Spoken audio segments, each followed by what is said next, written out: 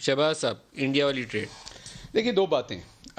ہر جو بھی شخص ہوتا ہے، پاکستان کے سارے لوگ ہی محب وطن ہیں، طارق فضل صاحب بھی محب وطن ہیں، ہم سارے لوگ اپنے اپنے پرسپیکٹیو سے چیزیں دیکھتے ہیں.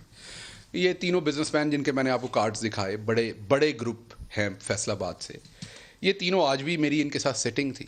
میرے خیال میں یہ میرے جتنے آپ جتنے ہی محب وطن ہیں، اپنے ملک کے لیے لڑنے مرنے مارنے سب کے لیے تیار ہیں. لیکن جب وہ اپنے بزنس کے پوائنٹ آف ویو سے دیکھتے ہیں تو ان کی اپروچ اور ہے. تو جو ای سی سی تھی اس میں جو کامرس منسٹری تھی، انہوں نے پرائس سینسٹیو ہو کے انہیں لگا کہ یہاں سے چیز منگوائیں تو ہمیں سستی مل جائے گی، تو انہوں نے ایک وہ ریکمنڈیشن دے دی. سر پرائم منسٹر کے اوپر تنقید یہ ہے کہ وزارت تجارت ان کے پاس ہے کیونکہ ایڈوائزر ہے رزاق صاحب. میں بتا دیتا ہوں، تو سمریوں کے دستخط ان کے، میں آپ کو پروسیس بتا دیتا ہوں کیا. اب کیونکہ وہ فیڈرل منسٹر نہیں ہے، وہ ایڈوائزر ہیں، تو اس لیے وہ ان کی سمری پہلے پرائم منسٹر آفس جانی ہے. اب کیونکہ یہ سمری حتمی اپروول کے لیے نہیں جا رہی تھی، صرف ای سی سی میں ڈبیٹ اور ریکمنڈیشن کے لیے جا رہی تھی. ایک بات بتائیے، یہ تو پروسیس ہو گیا، کیا پرائم منسٹر کو رزاق داؤد بریف کرتے ہیں کہ سمری کیا ہے جس کے اوپر میں دستخط کروانے لگا؟ نہیں، میں دوبارہ بتا رہا ہوں، میں یہی آپ کو بتانے لگا تھا کہ اس سمری کو پرائم منسٹر کے اس طریقے سے سگنیچرز کی ضرورت نہیں تھی. یہ پرائم منسٹر کے آفس سے فارورڈ ہونی تھی. اس میں پرائم آپ منسٹر نے اس کا وہ اسکرین شاٹس دیکھی میڈیا پہ دستیاب؟ جی بالکل ہے. میں یہی میں کیونکہ میں سارا دن میرا یہ کام ہے.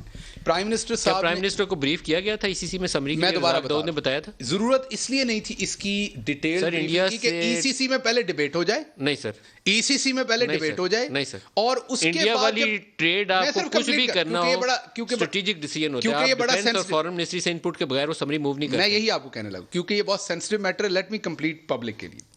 ای سی سی میں نہ فارن آفس کی نمائندگی ہے، نہ آپ کی نیشنل سیکیورٹی کی اس طرح سے نمائندگی. کیبنٹ میں تمام لوگوں کی، آپ کی ڈیفنس منسٹری بھی بیٹھی ہے، آپ کی فارن منسٹری بھی بیٹھی. کیبنٹ از دا فورم جس نے جب اپروول دینی ہے تو گورنمنٹ کی اپروول ہونی ہے. جب وہ کیبنٹ میں آیا تو اسے اٹھا کے سائڈ پہ کر دیا گیا، اپروول نہیں دی گئی. اب میں دوسری طرف آ جاؤں.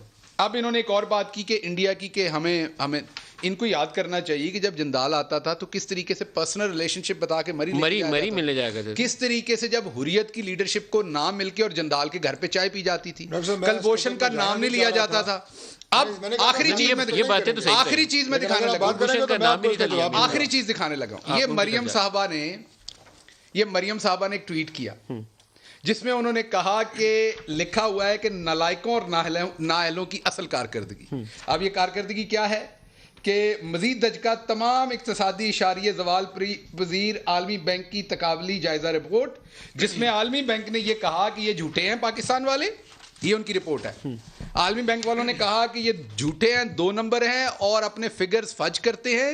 یہ مکار لوگ ہیں جو ہمیں چکر دیتے ہیں، دھوکہ بازی کرتے ہیں، دھوکہ دہی کا مرتکب ہے. آئی ایم ایف نے قرضے کی قسط ہماری منظور کی ہے، اس میں پڑھ لیجئے گا. اچھا، پاکستان بجٹ، وہ انہی کے میں یہی بتانے لگا ہوں. Pakistan budget has lost credibility. Foreign reserves جو ہیں وہ 4.9% فال.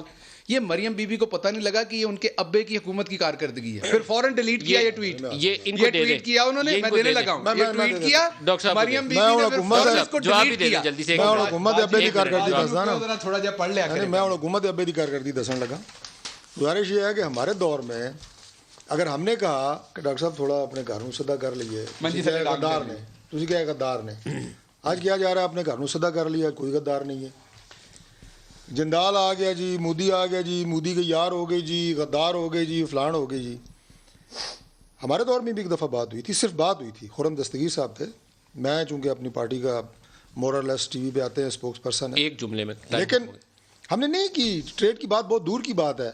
یعنی آپ ان سے جفیاں بھی ڈال رہے ہیں، غدار آپ دوسروں کو ڈکلیئر کر رہے ہیں. اور یہ ڈاکٹر صاحب نے جو ساری کہانی سنائی ہے نا، یہ اپنی انہوں نے صرف جوش خطابت سے لوگوں کو، دیکھنے والوں کو گمراہ کرنے کی کوشش. پرائم منسٹر عمران خان کشمیر کے لیے کلیئر ہے اور انشاءاللہ ہمیشہ کشمیر پہ کھڑے ہوں گے. پروگرام کا وقت بڑا مشکل قوم نے کھڑا کیا ہے.